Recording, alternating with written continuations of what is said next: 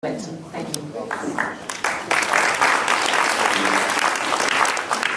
had planned for 10 minutes, so I'm going to really have to rush through this. Hi folks, I'm Tom Geiser. I'm an engineer working in the electricity sector and I specialise in renewable energy. So of course I'm going to start with climate change. I'd just like to summarise the major party policies and compare to the Science Party's own policies. The Liberals, direct action is a complete farce. $2 billion has been spent and very little emissions reduction achieved. Most of the credits are created like this. You buy some cheap forested land that has little agricultural value, then you threaten Greg Hunt that you'll chop it all down unless he pays you $100 million. Then you retire.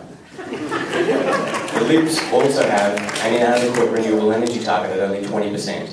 This means no new renewable energy to be added from 2020. Labor, they support an emissions trading scheme, which is also a Science Party policy. It's an economically efficient and scalable policy, so thumbs up. Labor has a moderate renewable energy target of 50%, but is an expansion of the existing scheme, which has been undermined by political uncertainty from both Labor and the Liberals. Less has been installed at higher cost because of both of them. They also have a community solar fund, which aims to install over 4 years what ordinary Aussies install every 3 weeks. Incredible. Community solar needs regulatory reform, not additional subsidies. It's already very economical. The Greens. They have a high clean energy target of 90%, similar to the Science Party's 100% target. Like the Science Party, they propose using a reverse auction mechanism, which has delivered cheaper renewable energy around the world and in the ACT.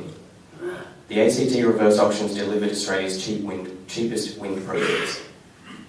Reverse auctions provide certainty to individual projects, allowing developers and lenders to drop their rates. I calculate that reverse auctions will deliver a 10% drop in renewable energy prices in the short term, in addition to the 1% annual drop that is typical for renewable energy. However, the Greens want to publicly fund these massive investments, which would increase the budget deficit and threaten our credit rating. There is no real need for this, as project certainty also unlocks new sources of funding through superannuation and private investment. Green bonds and dividend-paying renewable energy projects have attracted trillions of funding in the US alone.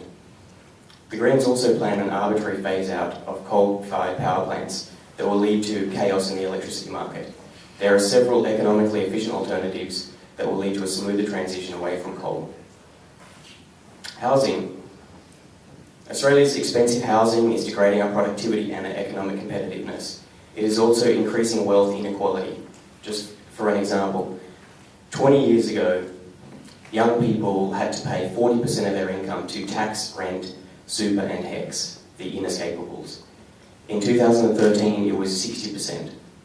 They still have to eat and transport and have some entertainment. That leaves almost no money left to save towards a deposit, which is ever larger.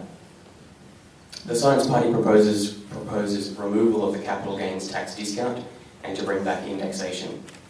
We will not restrict negative gearing because once the discount is removed, negative gearing is not an advantage to investors. For example, let's say that you have an investment that makes a loss of $100,000. You claim that loss on tax and are negatively geared. Then you sell the asset for $100,000 gain. You pay tax on the gain, and without the discount, you have made no profit. With the discount, you could have made up to $22,500, obviously, on a totally useless investment that's totally unfair. Another major issue to do with housing is Australia's inefficient population distribution. Our people are concentrated in only a few cities, and these are low density. The Science Party proposes allowances for increased density and a focus on decentralisation. We're not saying we want people living in shoeboxes. This will all need proper planning and design.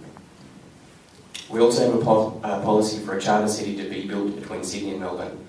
The city will be connected by high-speed rail and have underground public transport to maximise outdoor living space.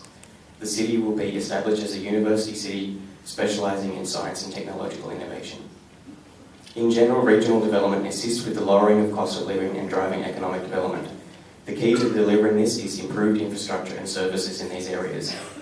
High-speed rail along the East Coast, as well as high-speed internet, will allow people to commute from other cities. As regional areas grow, the demand for services there will increase and it becomes more efficient to deliver quality education and health services. This will bring life expectancy and the standard of living up to what people have in metropolitan areas. On WestConnex. The Science Party is not opposed to new road infrastructure. We also think that it may be appropriate for the government to purchase land from people for important projects, as long as they are well compensated. However, we believe the project is not transparent enough, fueling fear in the public. The forced amalgamation of councils has not been democratic and conveniently removes local political opposition. The cost-benefit analysis for roads in Australia typically overestimate the benefits, and that is likely the case here too.